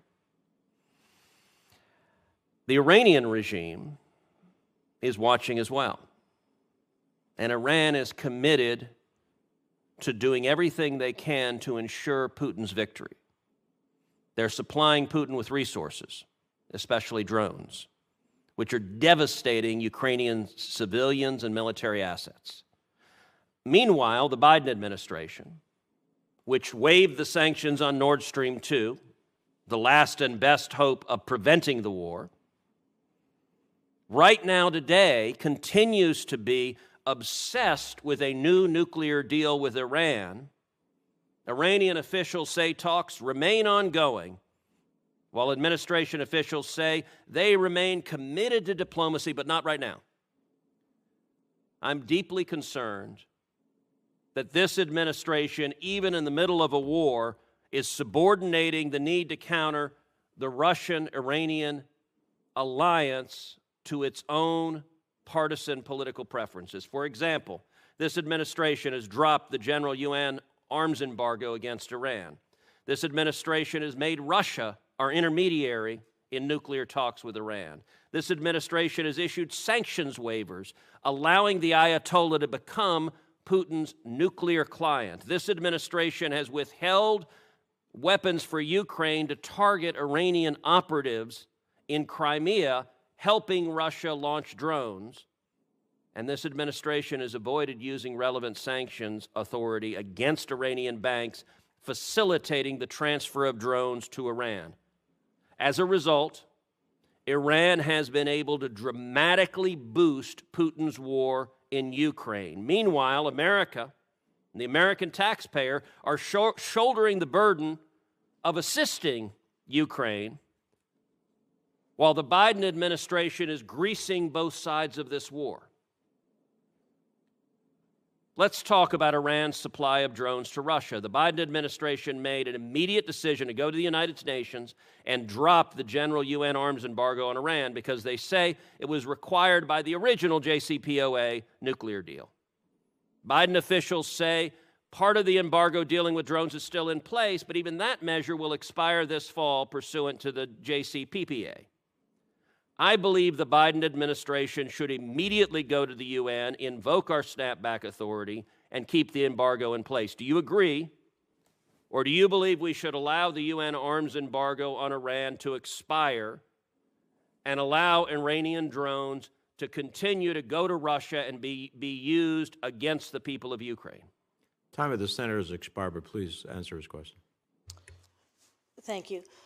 Senator Cruz, you are absolutely right that Iranian drones are fueling this war, and that is why we have taken many increased sanctions measures against Iran over the last couple of months, including against the IRGC Guard Corps Aerospace Force, the Quds Force aviation industry, the Shahed aviation industry, Russian aerospace forces. Have you stopped the drones? We have not stopped the drones, and this is part of the problem. But we know what Iran looks like, and we also know who Russia's friends are: Iran, North Korea, and Hamas. As you know, we are not currently in active discussions with Iran. It is not prepared to take these negotiations seriously right now, and we have many of the same concerns that you have, but I look forward to speaking with you in a separate setting about our larger strategy vis-a-vis Iran. I think this is probably not the appropriate setting for that. Thank you. Senator Coons. Thank you, Chairman Menendez, and thank you, all three of you, for your service and for your work to continue to help lead the efforts of our administration in combating Russia's aggression in Ukraine. I thought the recent decision taken jointly by the United States, Germany, and a number of other NATO allies and European partners, soon to be NATO allies, to send main battle tanks as well as to send Bradleys and Strykers from our Department of Defense was the right one. I'm assuming, if I might, that this was not factored into your supplemental request last year. And on behalf of the DOD, and if anyone else wants to speak, fine, but what impact does it have on available resources for this new commitment to have made? And are there any additional resources or assistance required to meet the additional requirements, both security and non-security, of deploying Abrams? Thank you, Senator. The DOD has a very focused process in preparing PDA packages and USAI packages in light of what the Ukrainians prioritize, what our assessment is that they require as well, what the readiness impacts are, and what the costs are, and deliverability of the capabilities are.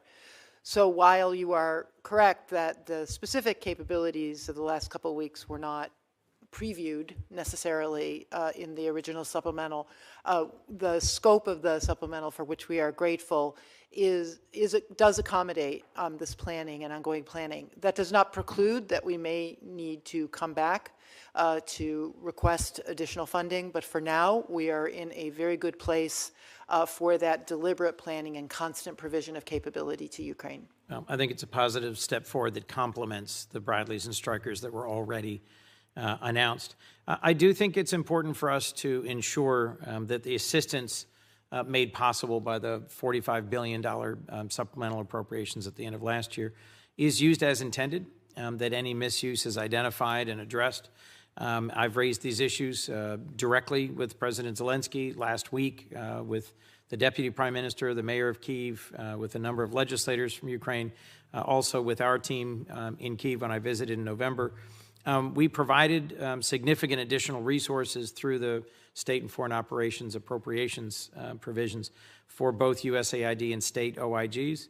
I think enhanced oversight is a good idea. I'd be interested whether, Ms. Nuland, you might describe whether you think the accountability and oversight mechanisms currently in place have been effective, and what, if anything, we need to do to strengthen them, and if I might also, Ms. Wallander. Thank you, Senator Coons, for your attention and support for all of this. As I mentioned earlier, we have a layered approach on the civilian side. As you know, we have extra staff, thanks to you, in the embassy who are focused on accountability. We have the budget support that is the bulk of the economic support funds goes through the World Bank, so they actually pay the salaries, et cetera, that we are intending to support, and is double monitored by Deloitte. We also have, as you said, all of our OIGs are very, very active. In fact, all three of them, State, AID, and the Department of Defense, as we sit here, they are on the ground in Kyiv now doing their first look at all of this. And I won't speak for my colleagues, but when I was in Kyiv in December, I got a very intensive brief from the military about how they're accounting for every single artillery shell. It's quite impressive. So did I in November, and I found it constructive. I just think it's important for our colleagues to get as much of this as we possibly can. I have just a minute left. If either of you'd like to speak briefly to it. Thank you, Senator. I wanted to add to, in addition to what Undersecretary Nuland mentioned vis-a-vis the reimbursement process for direct budget support through the World Bank and verifying through third-party monitoring that those arrears that we are covering are valid. We also entered into, just last month, an interagency agreement with the GAO that is going to work with the financial systems and the Ministry of Finance, of course, in Ukraine to strengthen their own audit capability and with their Supreme Audit Authority to make more robust their internal controls as well. And so we are moving out and expanding both our internal capacity building as well as third-party monitoring and oversight. Thank you. I'm near the end of my time. I have another colleague waiting. I'll just comment that I'm glad to see the administration's decided to sanction the Wagner Group. I'm very concerned about the scope and reach of their impact. During the U.S.-Africa Leaders Summit, we pulled together a meeting of 5 coastal West African national leaders who expressed grave concern about their stability and security. And I think Russia's malign actions are not limited to Ukraine by any extent, and I'm concerned about a number of countries in Africa, which I'd be happy to work with you further on. Thank you, Mr. Chairman. Senator Kaine. Let me go to another part of the world. I have questions for Secretaries Nuland and Wallander about Russian activity in the Americas. In June, past June, President Ortega in Nicaragua authorized Russian troops, planes and ships to deploy to Nicaragua for purposes of training, law enforcement, or emergency response. Russia called this a routine development. In September, Ortega reached an agreement with Putin to air Russian-produced media content through Russia's Sputnik radio network, available to more than 20 Nicaraguan state channels, broadcasting to the country's nearly 7 million people. In Venezuela, Russia has supported the oil industry, helped Venezuela skirt U.S. sanctions, and sent military personnel and equipment to the country. Some observers think that following Russia's invasion of Ukraine, Maduro's fortunes have improved because, in large part due to our campaign to limit people using Russian oil revenues and the U.S.'s consequent need for other oil partners, the Venezuelan economy and energy situation has gotten better. So I want to ask a couple of questions about this. First, to Secretary Nuland. Russia state media conducts active disinformation campaigns in Latin America through outlets like RT in Espanol, Sputnik Mundo, and RT Play in Espanol. How is the department working with others to counter Russian disinformation efforts in the region? Senator Kaine, thanks for this and for your support of our efforts to beat back both Russian malign influence and Chinese malign influence in the Americas. We have robust programs both through our Media Hub for Latin America, through all of our travel, and through our embassy platforms to speak back ourselves, but also strengthen investigative journalism and government journalists' understanding of how the Russian disinformation networks work and to be able to expose it as they see it. Of course, in countries like Nicaragua and Venezuela, who have set their lot with Russia, they're not so interested in hearing it, but we do what we can in the Americas more broadly with regard to that. To Secretary Wallander, what's the DoD assessment of the level of Russian military activity in Nicaragua or more generally in the region? Senator, the first and most important duty of the Department of Defense is to protect the American homeland. So the department is always devoting resources in tracking, monitoring, and planning to deter and defend against any threat to the homeland. The department does not currently assess that there is a heightened threat to the American homeland because of Russian presence, but it is something that is tracked and monitored every day. Russian presence facilitated by countries like Nicaragua is, of course, a major focus of tracking and watching. So I can reassure you that this is not lost upon us, but also reassure that we don't see a heightened threat in the current circumstance. In recent visits to the region and discussion with heads of state there,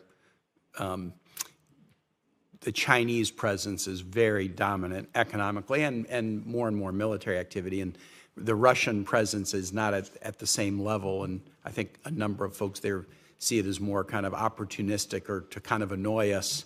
But we would be foolish to take it for granted. So we have to just keep monitoring it. And I appreciate the witnesses for your answers. Thank you, Mr. Chair. Thank you, Senator Kaine. Let me just join, and I really appreciate Senator Kaine's focus on the Americas. It's great to have someone else who cares about it. I want to echo his concerns about Russia's footprint in the hemisphere. You know, same as with China. We say that China is our biggest geostrategic challenge. That means challenging it in every dimension in every part of the globe. Here, with Russia, we see a footprint in Venezuela, the president of Russian security services in the country, cooperation with the Maduro regime on intelligence and cyber capabilities, its ability to influence democratic institutions in neighboring countries, the fact that Maduro invited Russia to attend negotiations in Mexico City, media reports last year about the presence of Russian radar deployed along Venezuela's border, utilized to surveillance the Colombian government's institutions. I know this is something you spoke about publicly during your travel to Bogota last year. We need to be focused multidimensionally as it relates to Russia and, for that fact, China in our own hemisphere. And if you're going to beat someone who you consider your single biggest geostrategic challenge, i.e. China, and if we're going to continue to weaken Russia in every dimension we can as it relates to the war in Ukraine, that means playing three-dimensional chess, and that means also focusing in the hemisphere. I hope that the questions that Senator Kaine raised in this comment helps us create some focus. I'd love to hear from our Assistant Secretary of the Western Hemisphere about that focus in this regard. Just quickly, Senator, to say that you mentioned it, you alluded to it, but one of the greatest risks is democratic backsliding across the hemisphere. And as these countries, too many countries, follow Putin and Xi Jinping's model of governance and control judiciaries and control free press, et cetera. So that's part of the larger message. If I may just go back, Senator Hagerty asked me if Ukraine can win. I believe, and I believe all of us believe, that if we define winning as Ukraine surviving and thriving as a cleaner, democratic state, it can, and it must, and it will with our help. Thank you. Now, I disagree with my colleague from Texas's characterization of this administration. I think no one has been more insightful, decisive, and helpful to the Ukrainians than the Biden administration. And to suggest something else is just a parallel alternate universe. But some of us seem to live there. In any event, there is one thing, though, that I do want to echo on, and that is Iranian drones. Iranian drones have been present on the Ukrainian battlefield now for months. It's inflicting massive damage to military and civilian infrastructure across the country. We're reading troubling reports that Russia now intends to acquire Iranian ballistic missiles that can strike deep even into Europe, which would be a game changer. How is the administration responding to the growing military alliance between Iran and Russia? And what measures, in this case particularly in concert with our allies, who should understand that it is in their interest, particularly European interests, to be more robust as it relates to Iran? If Iran produces the missiles that it already has the capacity and breadth of scope of reach and greater sophistication in terms of targeting to Russia that can hit different targets in Europe, it's a dramatically different world. They need to be engaged with us. They have been reticent because they're looking for the JCPOA. Even the Iranians are not interested in the JCPOA. So they need to now understand that the risk for them is greater. And the risk for all of us collectively as it relates to success in Ukraine is greater if the Iranians can do all of this with impunity and not face further consequences. Couldn't agree more, Senator, including about the risk of Russian missile technology helping the Iranians get better at that themselves. We are engaged in intensive conversations with our key allies and partners about strengthening the sanctions regime in response to this. As you know, we've done, and as I mentioned earlier, a number of sanctions ourselves. We're also engaged in a number of other things which I think we should talk about in another setting, and we I'm look happy forward to do that. I would just simply suggest that the Europeans have been reticent about multilateralizing what is our sanctions as it relates to Ukraine.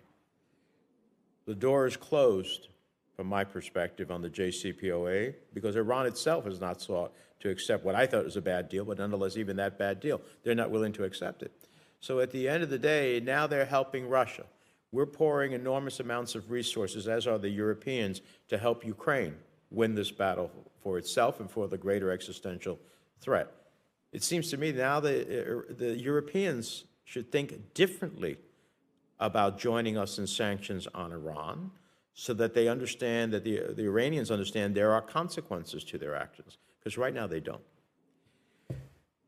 This record of this hearing will remain open to the close of business tomorrow.